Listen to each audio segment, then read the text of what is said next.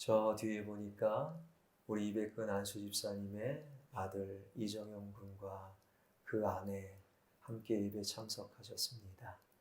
태중에 있는 귀한 태의 열매 잘 자라고 있지요. 하나님 안에서 늘 좋은 소식이 오고 가길 소망합니다. 아울러 이부 예배 참여한 모든 분들에게 하나님의 은혜와 하나님의 복음의 소식이 가득가득 차고 넘치길 소망합니다. 한 사형수가 있었습니다. 그 사형수는 나이가 젊은 28, 그리고 그의 죄목은 내란 음모죄.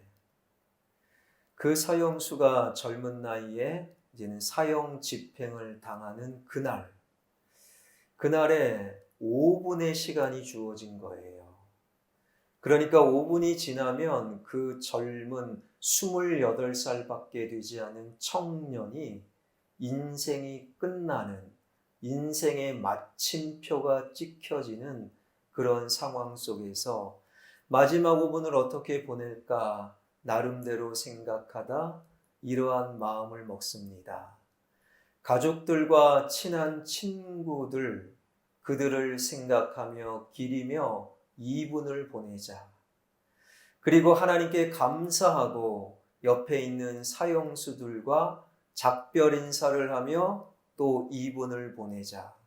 나머지 1분은 대자연과 내가 발을 딛고 서 있는 땅을 향한 감사로 1분을 보내자.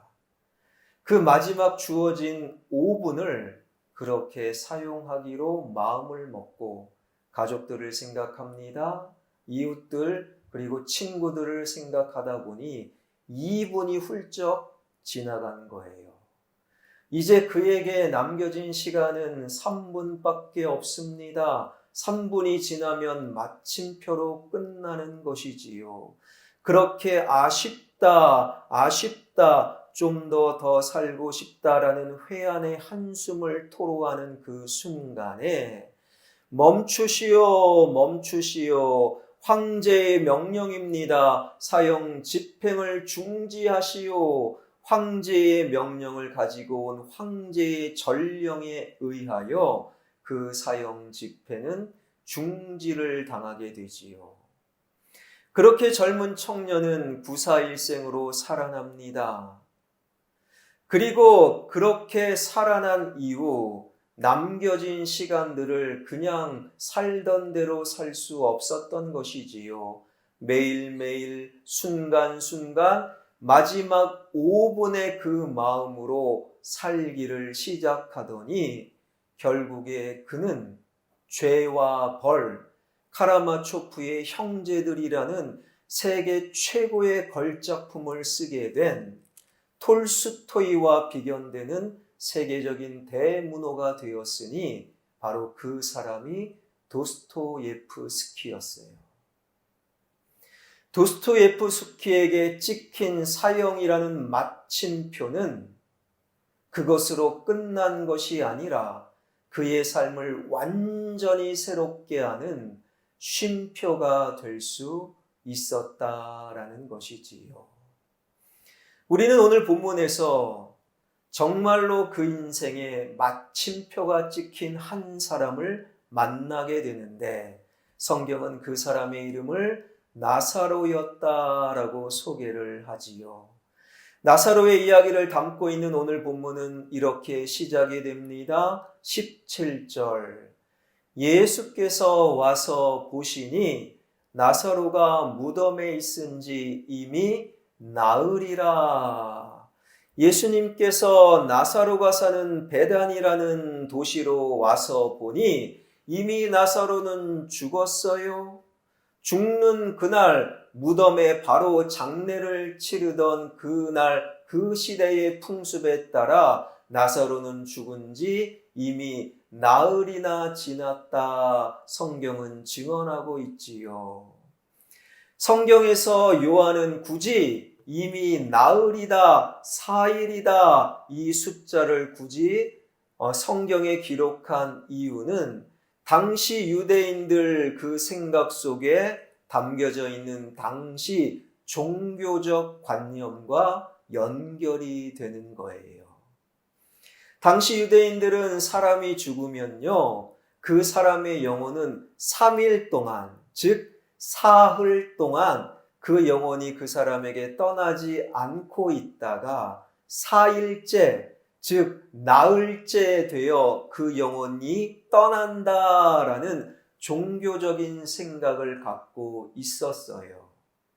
그러니 이미 나흘이다 이 말씀 자체는 그 나사로의 영혼마저도 떠났다, 더 이상 가능성이 없다, 나사로는 끝났다, 이것을 성경은 우리에게 알려주고 있는 것이지요. 그렇게 인생의 마침표가 찍혀 더 이상 가능성이 없는 거예요. 이제 정말 끝났습니다. 인생의 마침표가 찍힌 그 현장, 그 시간에 예수님은 나사로의 집에 찾아오신 것이지요. 우리는 이 대목에서 한 가지 아주 이상한 점을 하나 발견하게 되지요. 나사로의 여동생들이 오라버니가 아파 점점 죽어가고 있어요. 그래서 예수님 좀 오셔서 기도 한마디 해주세요. 심부름꾼을 보내게 되지요. 그런데 예수님은 바로 오지 아니하셨다라는 거예요. 예수님이 계신 그곳에서 이틀이나 머뭇거리다 뒤늦게 이미 나사로가 죽은 이후에 예수님은 오셨다라는 것입니다. 죽기 전에 고쳐주시고 망하기 전에 도와주시고 죽는 것이 기정사실이라면 그래도 죽기 전에 오셔서 기도 한마디, 얼굴 한번 보는 것이 모든 사람의 바람일진데 이미 죽고 나서 장례 다 끝나고 나서 뒤늦게 예수님이 오셨다라는 것이지요. 예수님, 이게 뭡니까? 서운한 마음에 여동생 마르다도 마리아도 서운한 마음에 예수님을 반기지는 않았다. 이것이 바로 오늘 본문 20절의 증언입니다. 오늘 본문 20절입니다. 본문 20절.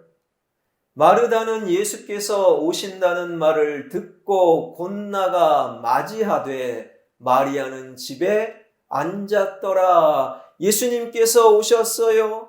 좀 활동적인 마르다는 그래도 일어나 예수님을 맞이했지만 마리아는 서운한 마음에 집에 그냥 앉아 있었더라. 성경은 그 사실을 우리에게 증언하고 있는 것이지요.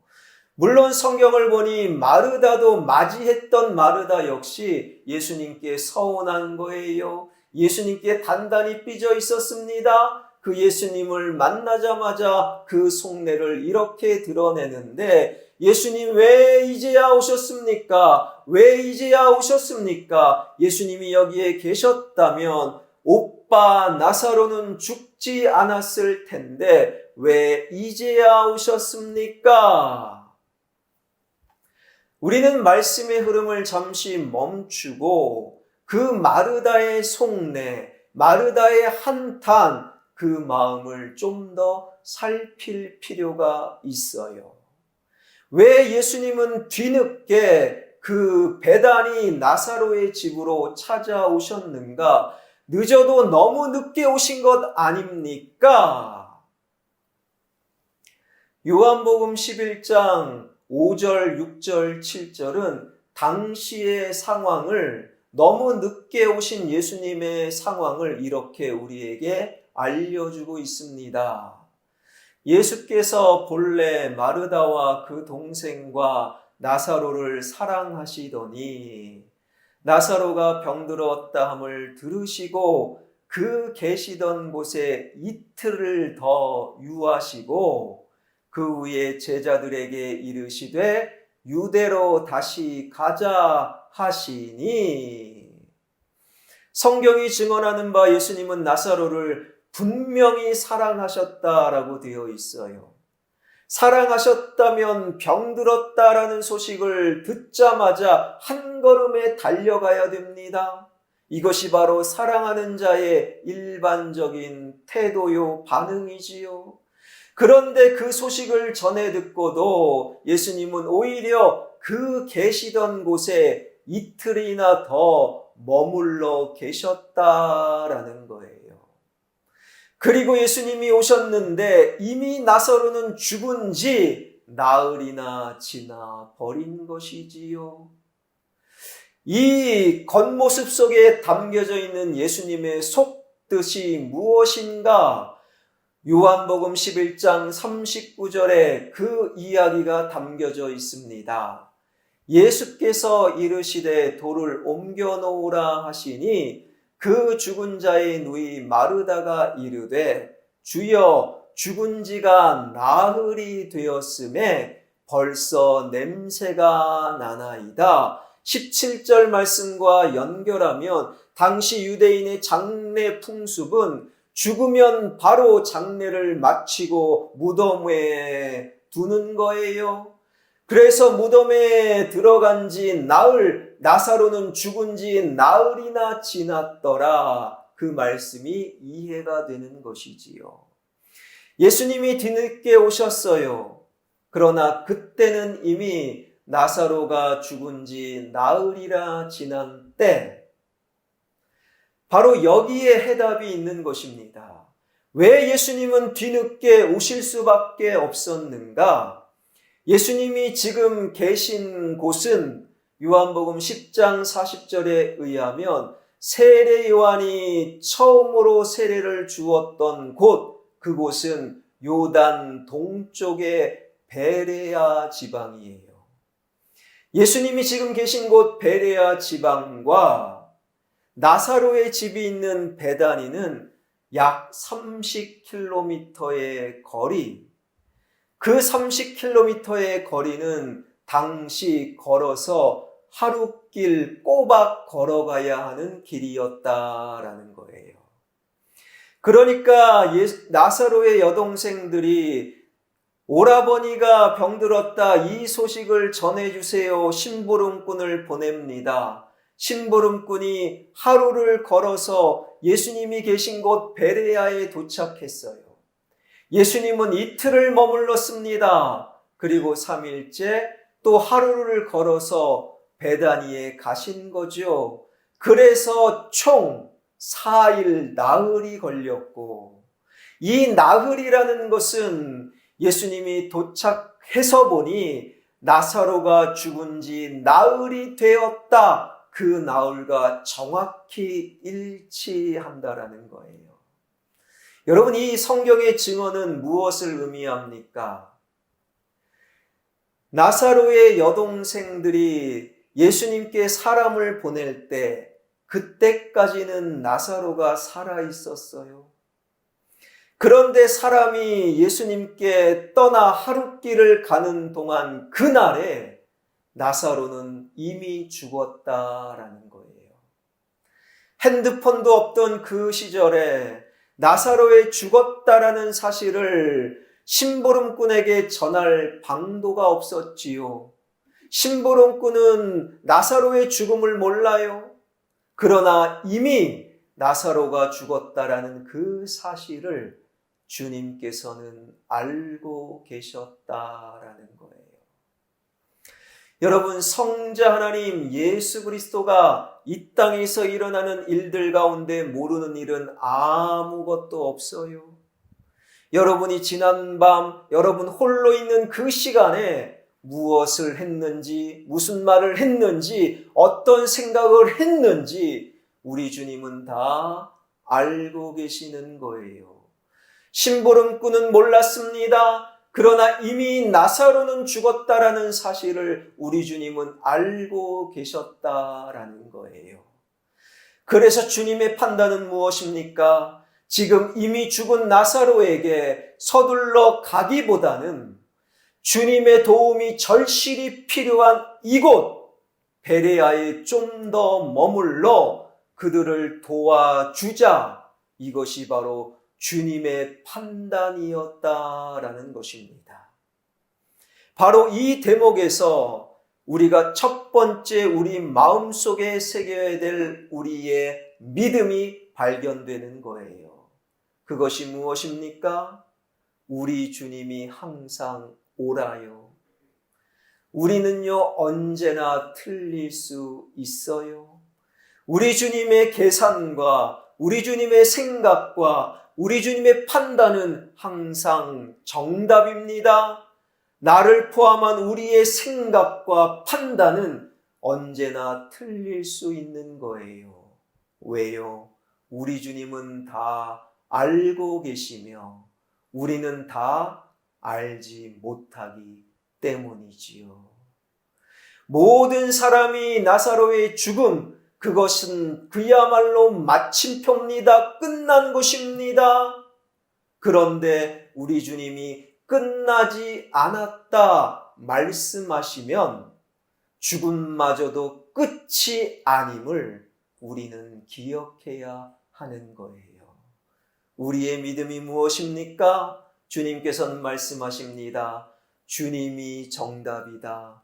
주님이 옳다. 이 주님의 말씀을 여러분 영혼에 아로새기는 은혜가 임하길 주님의 이름으로 축원합니다. 주님이 옳아요. 주님은 아직 마침표를 찍지 아니하셨어요. 마침표를 찍은 그 순간에 우리 주님은 오히려 이틀을 머물고 계시다가 이제 제자들에게 이렇게 말씀하십니다. 자, 이제 유대로 다시 가자. 이 유대라는 지역은요, 예루살렘과 나사로의 집이 포함되어 있는 베다니 전체를 가리켜 유대라고 부르는 거예요. 그러니 유대로 가자, 나사로의 집 베다니로 가자, 주님의 이 말씀 앞에 이상하게도 제자들의 모든 반응은 깜짝 놀라며 주님의 말씀을 반대하고 나선다라는 거예요. 그 기록이 요한복음 11장 8절에 기록되어 있는데 제자들이 말하되 랍비여 선생님이여 방금도 유대인들이 돌로 치려 하였는데 또 그리로 가시려 하나이까 조금 전에도 유대인들이 주님께 우리를 향해 돌을 들어 죽이려고 했는데 우리를 죽이려고 하는 사람들이 득실거리는 그리로 또 가시려고 합니까? 안 됩니다. 랍비여 방금도 유대인들이 돌로 치려 하였는데 이 사건이 요한복음 8장 59절에 그대로 기록되어 있어요. 보여주세요. 그들이 돌을 들어 치려 하거늘 예수께서 숨어 성전에서 나가시니라. 그러니까 예수님이 활동하던 당시 예수님이 마음에 안 들어요. 예수님을 반대하는 유대인들 가운데 꽤 많은 사람들이 예수님을 죽여버리자 그것도 가장 고통스러운 돌로 쳐서 예수와 그를 따르는 제자들을 죽여버리자 그래서 곳곳에서 주님의 나타나심 속에서 돌을 들어 예수님을 죽이려는 유대인들이 득실거렸는데 그곳이 바로 베단이었다라는 거예요. 주님 안 됩니다. 조금 전에도 방금 전에도 우리를 죽이려고 했던 유대인들이 득실거리는 그 죽음의 현장에 왜 또다시 가려고 하십니까? 안 됩니다. 안 됩니다. 공포와 두려움에 벌벌 떠며 제자들은 예수님의 그 길을 예수님의 결정을 가로막고 서 있다라는 것이지요. 그런 제자들은 주님을 따르는 제자입니까? 주님의 길을 방해하는 방해자들입니까? 지금 그 순간만은 주님의 역사를 방해하는 방해자였던 것이지요.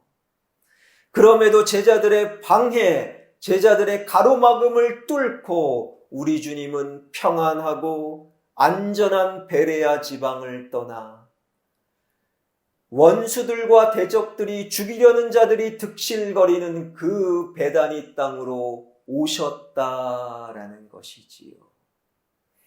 여러분, 왜 주님은 그 베다니에 오실 수밖에 없었는가? 그 이유는 딱 한 가지. 요한복음 11장 5절은 이렇게 말씀하고 있습니다. 예수께서 본래 마르다와 그 동생과 나사로를 사랑하시더니, 예수님께서 죽음의 현장, 가면 죽는 거예요. 가면 망하는 것입니다. 가면 손해보는 거예요. 가면 예수님과 제자들을 죽이려는 자들로 득실거리는 그 현장에 가면 안 되는 것이지요. 그러나 예수님은 나사로를 사랑하셨기에 그 현장에 오실 수밖에 없으셨고, 그 주님의 사랑으로 말미암아 나사로는 결국 살아나게 되었던 것이지요. 주님의 사랑이 나사로를 살렸습니다. 동일하게 주님의 사랑이 지금 우리를 살립니다. 주님의 사랑이 나를 새롭게 합니다. 주님의 사랑만이 우리를 풍요롭게 하시는 것이지요. 주님께서는 말씀하십니다. 주님의 사랑이 우리를 살린다. 그 말씀 내 영혼에 아로새기는 은혜가 임하길 주님의 이름으로 축원합니다. 주님은 마침표를 찍지 않았어요. 인생의 끝자락, 그야말로 마침표를 찍을 수밖에 없는 그 현장에서 주님은 마침표를 찍지 아니하셨습니다. 그리고 그 현장에 부활의 생명의 역사를 일으키기 위해 사랑함으로 그 현장에 오신 주님께서 이렇게 말씀하시는데, 오늘 본문 23절입니다. 예수께서 이르시되 내 오라비가 나사로가 다시 살아나리라. 나사로가 다시 살아나리라. 여러분, 이 음성이 여러분 인생 가운데 들려오길 원합니다. 여러분의 믿음이 다시 살아나리라. 여러분의 역사 가정이 다시 살아나리라. 여러분의 신앙이 다시 살아나리라. 여러분의 열정과 헌신이 다시 살아나리라. 여러분의 삶과 여러분의 일터가 다시 살아나리라. 우리 다음 세대가 다시 살아나리라. 이 음성 들을 수 있기를 바랍니다. 우리 주님은 마침표를 찍지 아니하셨어요. 그리고 내 죽은 오라비 나사로가 다시 살아나리라. 그리고 한 가지 더 마르다에게 물으시는데, 이것을 내가 믿느냐? 이 믿음의 질문 속에서 마르다는 믿음의 고백 이렇게 드리고 있는 것이지요. 27절입니다. 이르되 주여 그러하외다.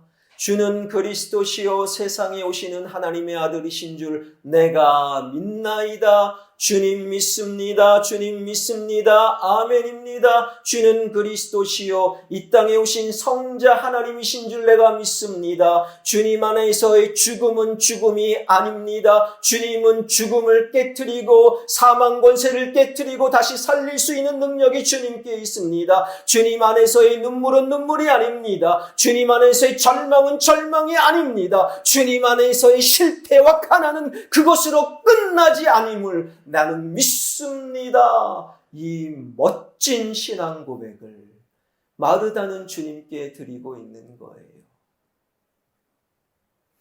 그리고 이어지는 말씀은 무엇입니까? 이러한 멋진 신앙 고백을 드린 이후에 우리 주님 뿌듯한 마음으로 이제는 죽은 나사로가 묻혀져 있는 그 돌무덤으로 가자.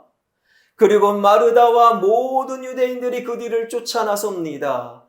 그리고 나사로의 시신을 보관하고 있는 그 돌무덤 앞에 서신 주님께서 저 돌무덤의 문, 그 문을 옮겨 놓으라 말씀하셔요. 요한복음 11장 39절입니다. 다 한번 읽겠습니다. 시작. 예수께서 이르시되 돌을 옮겨 놓으라 하시니 그 죽은 자의 누이 마르다가 이르되 주여 죽은 지가 나흘이 되었음에 벌써 냄새가 나나이다. 우리는 이 요한복음 11장 39절에서 참으로 이상한 점, 참으로 어쩌면 우리의 믿음을 닮은 마르다의 믿음을 발견할 수 있어야 합니다. 마르다는 지금까지 주님 믿습니다. 주님은 그리스도시요 이 땅에 오신 하나님의 아들임을 믿습니다. 주님 안에서의 죽음은 더 이상 죽음이 아닙니다. 주님은 죽은 이 사람을 살릴 수 있음을 내가 믿습니다. 라고 고백을 했어요. 그리고 주님께서 그 믿음을 따라 나사로를 살리시려고 돌문을 옮겨 놓으라 말씀하시는 그 순간, 마치 유대 땅에 가면 안 됩니다. 예수님의 그 걸음을 막아선 제자들처럼 주님 안 됩니다. 그것은 안 됩니다. 그것은 있을 수 없습니다. 이미 오라버니 오빠는 죽은 지 나흘이나 지나서 썩기 시작했습니다. 썩은 내가 진동합니다. 오라버니의 죽음, 그것은 끝입니다. 안 됩니다. 주님의 말씀을 거부하고 주님의 역사를 방해하는 마르다의 모습. 여러분, 여기서 우리는 진지한 질문을 던져봐야 됩니다. 마르다는 내가 믿습니다. 그 마르다의 믿음은 과연 어떤 믿음이었을까? 마르다는 지금 무엇을 과연 믿고 있습니까? 2부 예배를 드린 여러분들은 무엇을 믿고 계십니까? 우리 집 막내 녀석이 어느 날 군대 영상을 본 것 같아요. 그리고 나서 하는 말이, 아빠, 나 정말 군대 가기 싫어요. 근데 아직 어린 녀석이 그 말을 하는 거예요. 군대 가기 정말 싫은데 아빠 어떻게 하면 군대 안 갑니까? 언젠가 저한테 물어봤어요. 그래서 그때는 막내 녀석이 축구를 열심히 하던 때라 축구 열심히 해서 나중에 금메달 따면 군대 안 가. 그런 축구 선수가 있냐는 거예요. 아, 많지. 박지성 선수, 손흥민 선수, 네가 알고 있는 대부분의 축구 선수들은 금메달 따서 군대 안 갔어. 그 녀석이 결단을 합니다. 축구 열심히 해서 금메달 따서 군대 안 가겠노라. 그런데 지금은요, 이제 축구를 그만뒀어요. 그래서 군대를 이제 꼼짝없이 가야 되는 거예요. 그런데 안 갈 방법이 있다라는 거예요. 얘야 뭔데? 라고 물어보니까 이렇게 대답합니다. 예전에 아동부 전도사님, 가운데 머리가 좀 큰 전도사님이 계셨어요. 그러니까 아동부 아이들 가운데 짓궂은 아이들이 그렇게 물었답니다. 전도사님은 머리가 왜 이렇게 커요? 당시 굉장히 유쾌하고 성품이 좋았던 전도사님이 이렇게 대답을 했답니다. 머리가 커서 좋은 점도 있어. 전도사님 봐봐, 머리가 커서 군대 안 갔잖아. 머리가 커서 군대 모자가 맞는 것이 없어서 군대에서 오지 말라고 그랬다라는 거예요. 정연군, 사실 아니잖아요. 그쵸? 사실 아니잖아요. 그러니까 전도사님도 우스갯소리로 유쾌하게 대답한 거예요. 그런데 그 우스갯소리, 엉뚱한 소리를 이 막내 녀석은 믿은 거예요.